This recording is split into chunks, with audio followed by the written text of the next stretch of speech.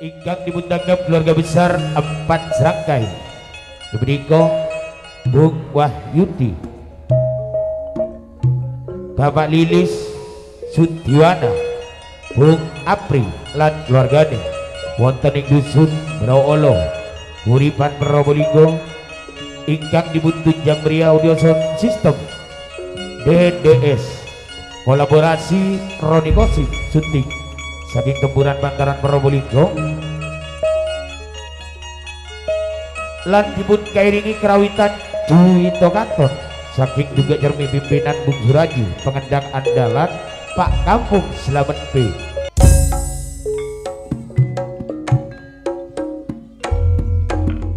Jaipongan yang pertama kula aturaken kibedika keempat serangkai tuan rumah. Berhubung keempat serangkai gendingnya tidak sama, saya jadikan 1 dan 2 kali panggilan, terutama tuan rumah yang ditempati Berigo Bapak Wahyudi. Monggo tampil di pagelaran. Tuan rumah yang kedua Bapak Lilis. Atas permintaan kedua serangkai tuan rumah didampingi Bapak Kampung Muhammad R sebagai terima tamu pengundang sing duwe keamanan di wilayah Braolo. Monggo tampil di pagelaran. Tidak ketinggalan Arjun Putra, putra dari Bung Wahyudi. Monggo juga tampil di pagelaran. Anak Cantika Bapak Sulis, Bung Herman beserta Nyonya Herman, datangnya dari Braolo. Bung Wanto, Ion Bapak Karim ikut serta sebagai terima tamu. Monggo tampil di pagelaran. Ditambah lagi sebagai terima tamu sekaligus pengundang Bung Slamet S.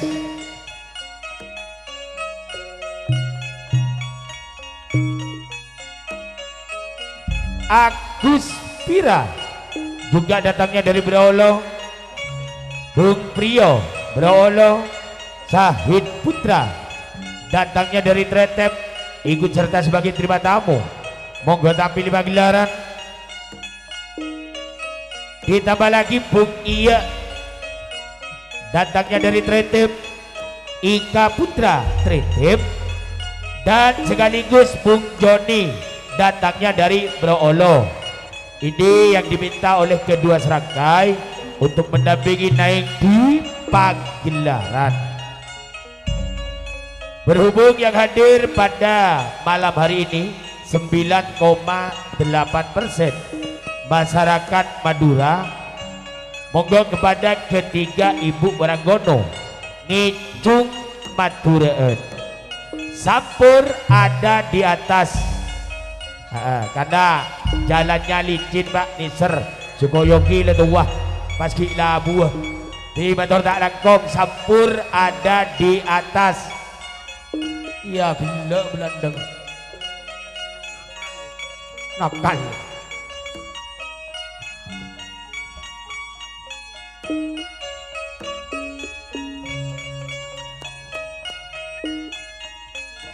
Mata tidungnya maetanian bontang ida ngereka rumah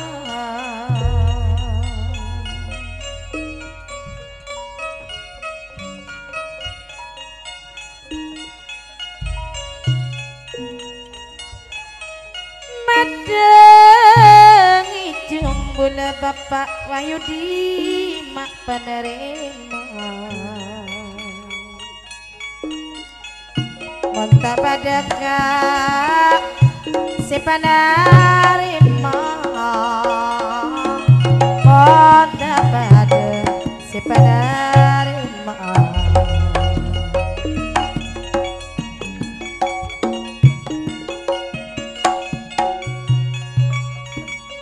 Kalampina kang mas wajib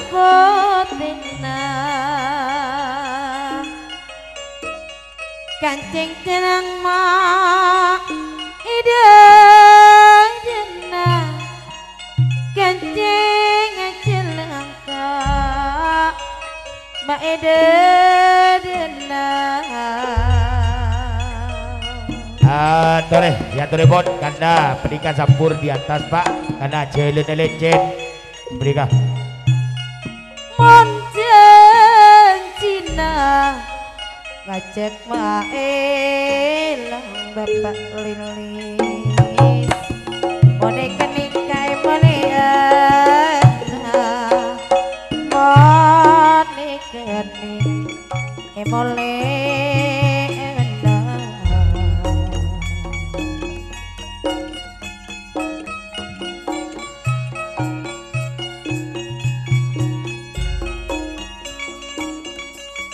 endong-endong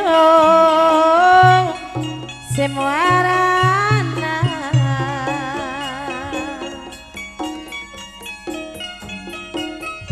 selopatang ikin sape selopotong ikin sape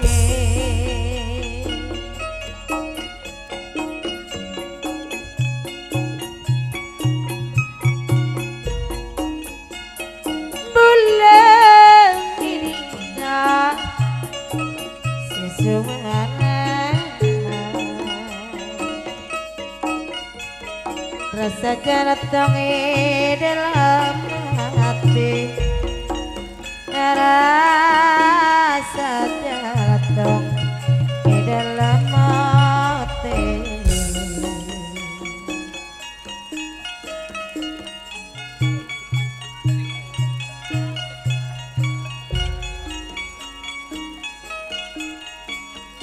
Abu pada sejak minyak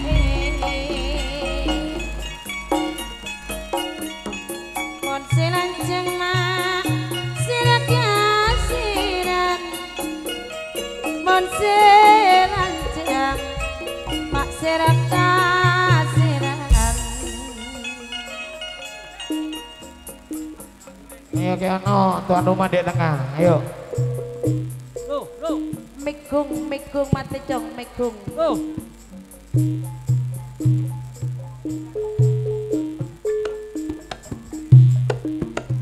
La oleh semangat nyari poleh setakongan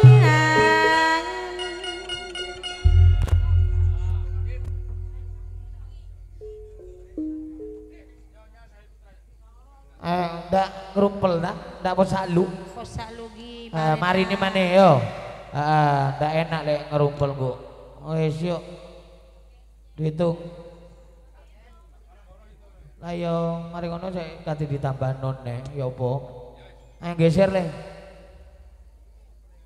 Wes.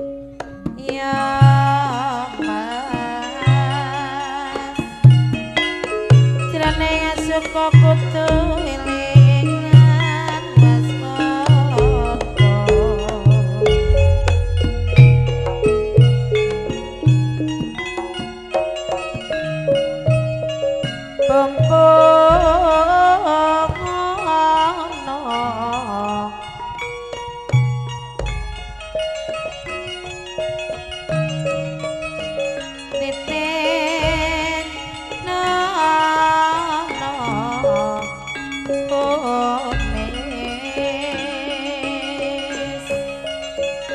titikno manem-manem-maneman kudu ning jarwane kok dadi tresno